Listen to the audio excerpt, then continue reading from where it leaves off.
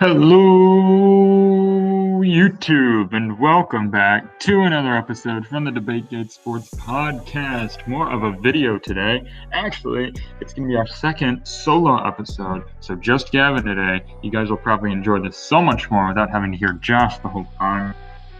And yeah, I'm going to be bringing you some college football today. I'm going to be going over like a little bit of a highlight analysis from the national championship game. Alabama versus Ohio State was a great game. I'm also going to be giving some takeaways about the college football playoff in general and a recap of some of the playoff semifinals. So before we get on to it, if you guys could drop a like on this video. This has taken me 4 times to record this video. The first 3 times, something has gone wrong. Either my computer crashes or the video footage is corrupt and uneditable. Something has gone wrong in all 3 of the times that I've tried recording this. This is my 4th time recording, so if you guys could like or subscribe, that would be greatly appreciated. And if you made it this far in the video, comment down below who your favorite college football team is. So, now let's get on to it. I'm going to start with the recap of the semifinals, where, first of all, in the Rose Bowl, Alabama defeated my beloved Fighting Irish 31-14 in the Rose Bowl.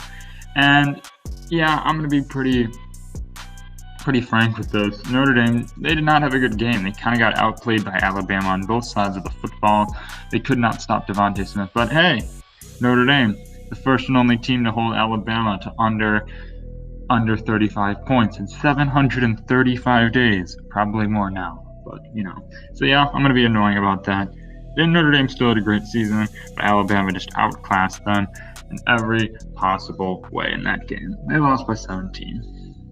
In the Sugar Bowl, however, this was the much more anticipated and what everybody thought was going to be a closer game between Ohio State and Clemson. Everybody thought Clemson would run away with this and play Alabama in the national championship for, I think, what would be the 5th straight meeting between the two, not in either in the college football semis or the national championship. But it's been quite some time, and I'll get into that later. But instead, Ohio State took their revenge game and blew Clemson out of the water, beat them 49-28. And the reason for some of the thoughts that I had on that game on why Clemson, who was so favorited, did not make it or got crushed by Ohio State is just because they were missing their offensive coordinator due to coronavirus. So that was a big part. And I kind of noticed that they were running like some gimmicky offense, not like their normal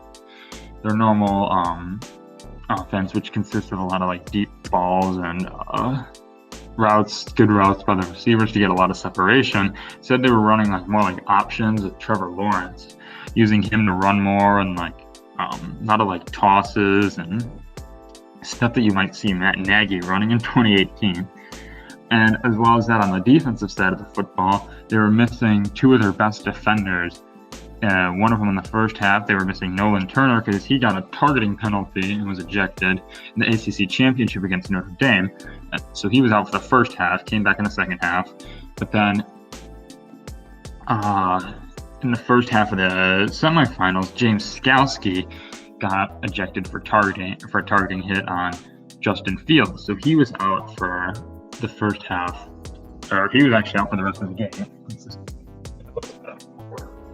So he was out as well. So yeah, Ohio State defied the odds, came back and won. And now this is how we got here. Alabama versus Ohio State. And before we do the highlight analysis, I just want to say a quick few thoughts about the college football playoff. I think it's broken. I think it's absolutely in shambles. I don't think extending it is the option. Extending it to 8 teams. Everybody that I've talked to seems to think that making the college football playoff 8 teams is the solution. However, I don't think that's a good option, because if you look at some of the national championship semifinal matchups, yeah, the national championships have been great. The semifinals have not always been entertaining to watch. It's the 1 seed versus the 4 seed. For example, I'll go back to 2019 with Joe Burrow. They beat they beat Oklahoma like by a ridiculous amount. Joe Burrow threw for 7 touchdowns in the first half. They put up like 50, 60 points, something like that. I can't remember the score off the top of my head, but it was not close. LSU dominated that from start to finish. So, and we've seen that in the past. Clemson blew out Notre Dame. Clemson shut out Ohio State one year. Alabama bludgeons Oklahoma. Stuff like that. So,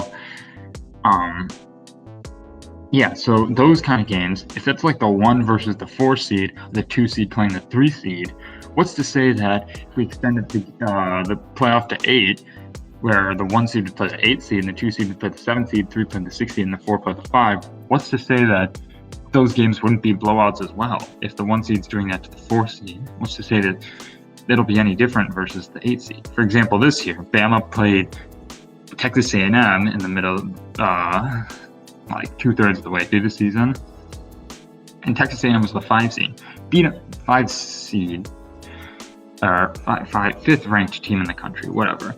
They beat them by 28 points, which is a ridiculous margin for 2 top 5 teams going at it. So like these teams that are just so far above everyone else, and usually it's Alabama, Clemson, and Ohio State, or like an LSU or an Oklahoma, one of these teams, or like Georgia we've seen in recent years.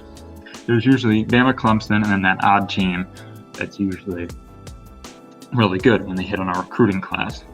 So it's usually those teams that are pretty much NFL caliber players, and the other teams below them just cannot compete. Like the 5th through 10th ranked teams in the country, they just cannot compete with the Bamas and the Clemsons of the world.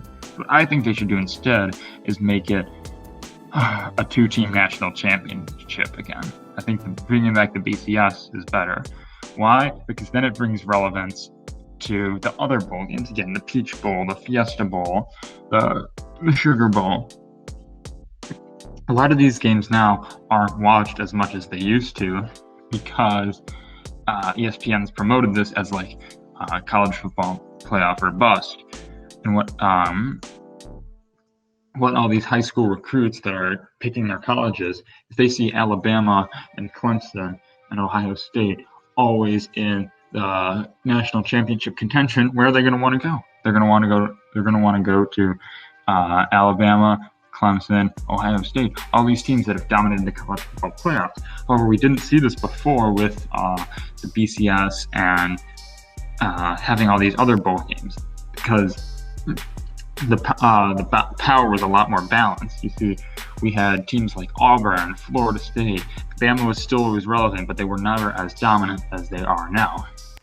We saw Oregon was good as well, even in the first year of the playoffs. But ever since then, we've seen just these few teams dominate just because while the other teams, they're making these New Year's Six bowls, but they're just not getting recognition because ESPN promotes it as, all the teams that make the playoffs are the schools that you want to go to. And when these two or three schools are always dominating the playoffs, it creates a system where the rich get richer, and so all the stacked colleges just get the best recruits year in and year out to go to their schools. So all they have to do is just reload and then national championship contention again. And then the same thing happens the next year. It also creates a loss of regional players. What I mean by this is take DJ Uiagalelei, for example. Clemson's backup quarterback. He'll have a great future ahead of him. Did not beat Notre Dame though, wink wink. He's from California, and 20 years ago we would have seen him probably go to like USC, UCLA, or another Pac-12 school up north like Oregon or maybe even Washington. He's flown all the way across the country to South Carolina to go to Clemson. Like, that's just crazy. And this is like, that's what college football has kind of become. It's like guys from all over the country are going to these powerhouse schools. So that's what I mean by like, you're losing your regional players. So that's what I think they should do with the college football playoff. That's about all I had in terms of just like general takeaways and how this can be improved. So with that being said, let us get on to the highlights. Alabama versus Ohio State. I'm going to have to mute this because of copyright reasons. And so, yeah, you guys aren't going to get to hear Herbie and Chris Fowler. But here we go. I'm going to be breaking down some of the plays and how I think Alabama was so successful.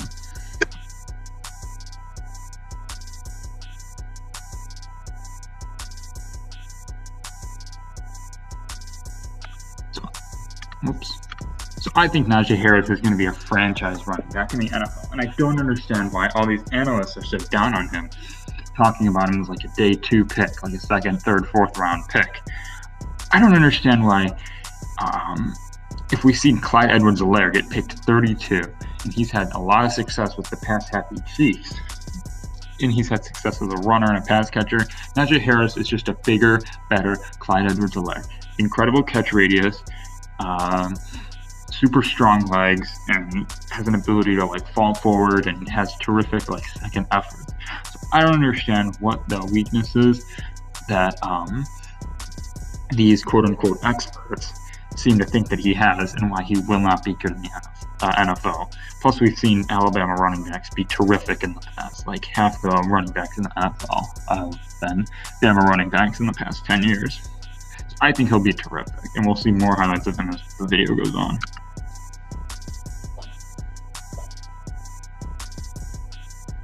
And Alabama kind of just dominated on this first drive. You see, they moved the ball as they pleased and scored.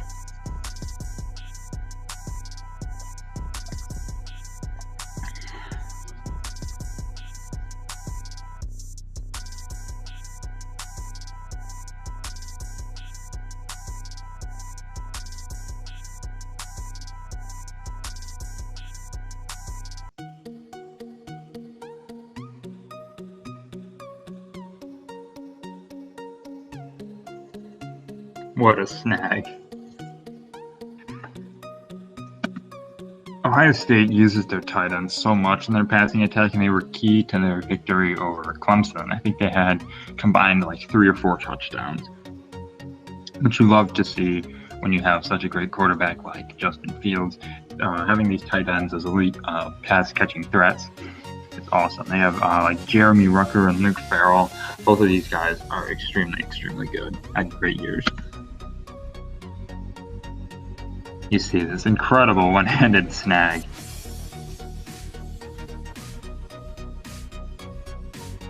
So this is actually the point in the game when Trey Sermon, Ohio State's lead back for all of this season, he actually went to the hospital. He got injured, had to be taken to a hospital with a shoulder injury. And so he was out for the entire game. He got hurt with the first play or something like that. So this is the backup, Master Teague. And you can see he's picking up right where Trey Sermon left off as Ohio State responds.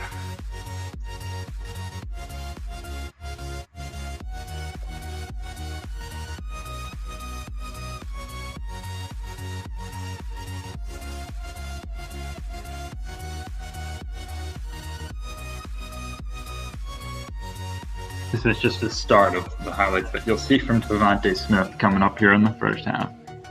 Bama loves to run a lot of play action, and he's a main part.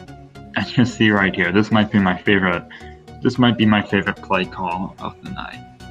Watch this.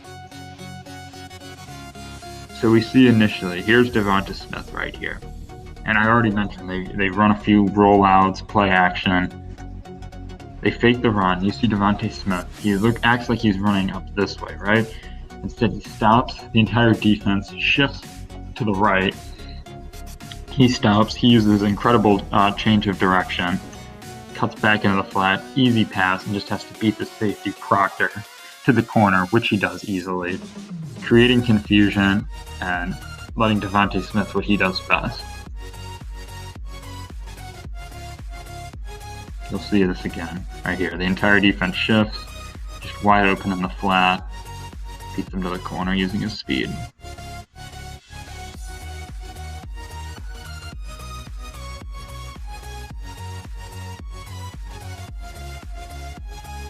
Fields' ability to step up into the pocket is really, really good. It's one of the things I like most of him. That ball wasn't the best thrown, but a lot of poise. This was a huge play in the game.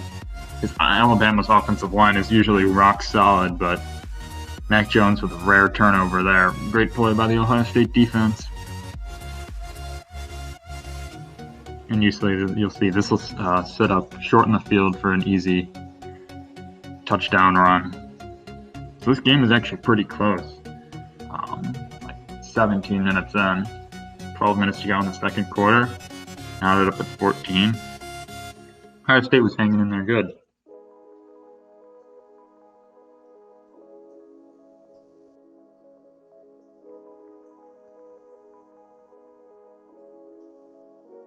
Just a crazy catch by Devonta Smith.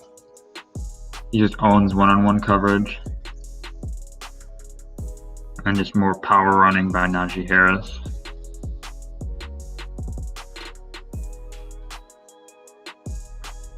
Pre-snap motion with Mechie.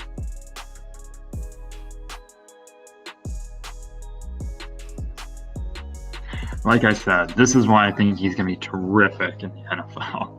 This play just accurately sums up Najee Harris. You'll see here, this is great by Mac Jones. They try and confuse the defense because they always throw to the flat. So they run Mechie, it's like a sweep. Blitz coming. Number 5 here is unblocked. Mac Jones feels it, throws a dart to Najee Harris. I mentioned his catch radius. Catches it one-handed, and then just stops, makes a man miss, and hurdles. The power in his legs and his incredible catching ability is why he's had such a great year this year and why he will continue to be successful on Sundays. Justin Fields showing off some of his dual threat ability. Why he will be a great quarterback. You know, dual threats have kind of been a thing in the league.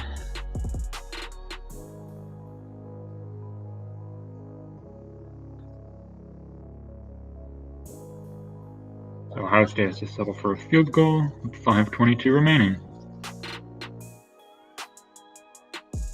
See more pre-snap motion in the backfield. Tremendous accuracy by Mac Jones. Hopefully the Bears can take him.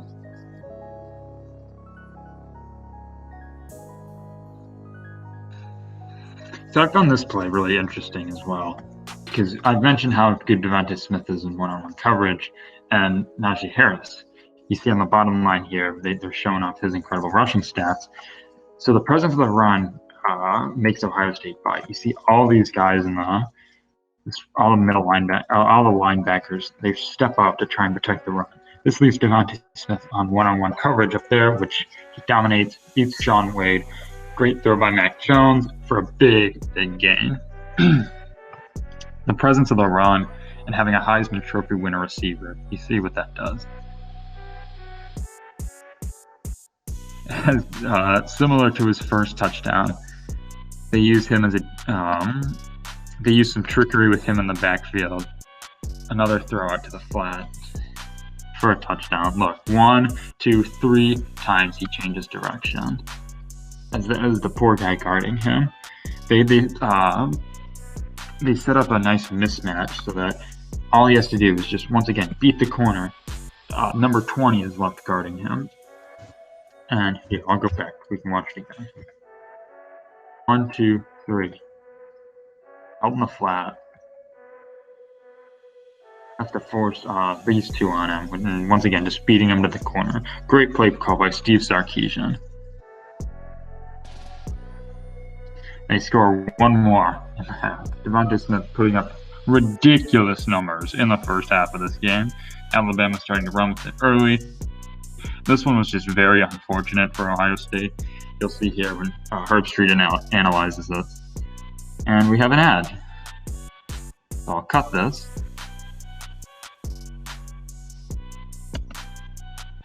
You see when Herb Street analyzes this, you see the safety at the top, he drops. And that leaves this middle linebacker to guard Devonta Smith. But after he's already been beat, see, he has to catch up.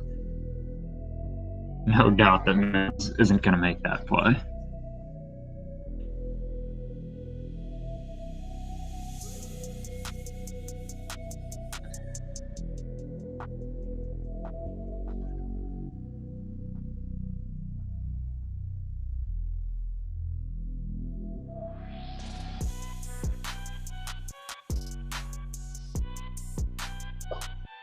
more power running. Now that not Najee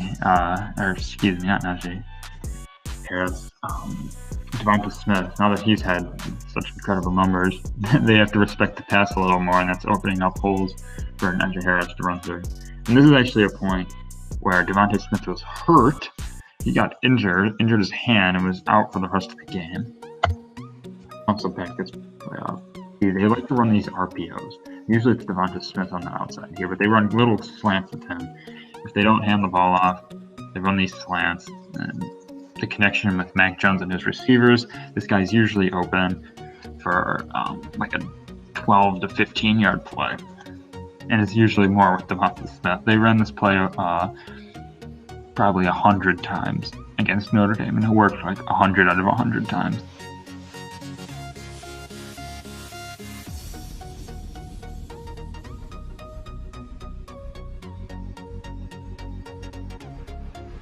Good catch by Garrett Wilson here.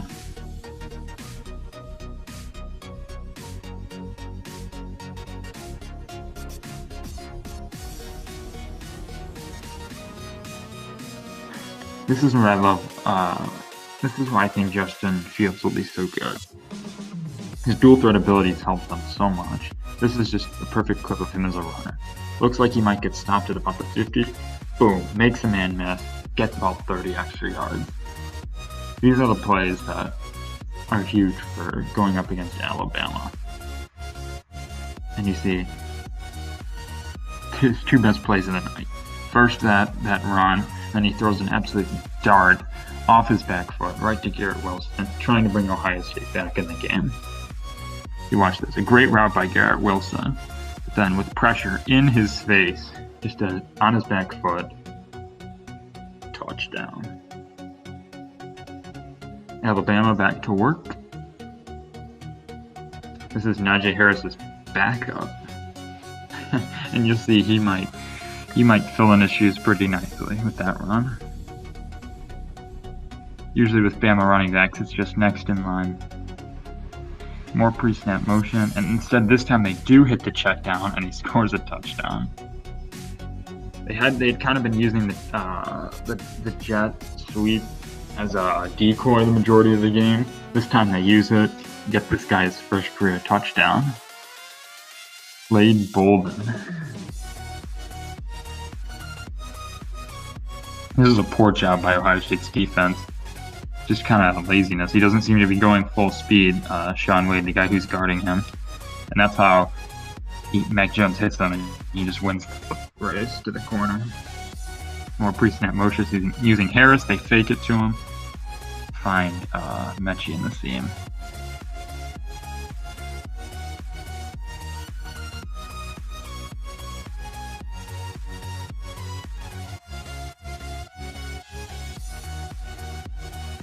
Just another great run. Najee Harris walking into the end zone.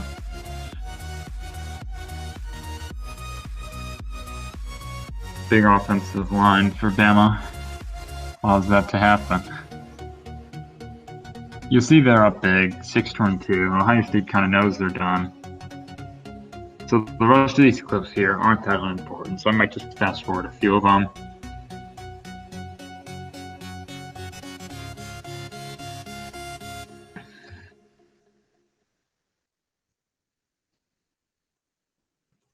Oh yeah, this is the end of the game. That was the last clip. So yeah, that's it for the highlight analysis. Alabama is your national championship, or are your national champions. I cannot speak English, but yeah, I hope you guys enjoyed that film analysis, kind of breaking down some of the plays that Steve Sarkisian used and how he used Devonta Smith to be so successful on the pretty stout Ohio State defense. As well as Justin Fields. He had a great game. Losing Trey Sermon hurt. But, I mean, really, Ohio State didn't play that bad of a game. Fields was clean. I don't even think he had a turnover. The only turnover was from Alabama, and they still put up 52 points. Absolutely ridiculous. But, yeah, this is just a historic offense, a historic team in general for Alabama. Really no stopping them. You can only contain them. And they lost Devonta Smith for the second half. which is absolutely ridiculous. This team is incredible. And yeah, they deserve this national championship for sure. Saban really does have a dynasty, another ring for him. So yeah, that is pretty much it. I hope you guys did enjoy this video. Leave a like, comment down below what you guys thought of this. Do you guys like the solo episodes? Maybe you don't. Maybe we'll go back to two. We'll have more with two people. Maybe we'll bring you more solo episodes. We shall see. But anyways, thank you guys for watching. Please like, comment, and subscribe.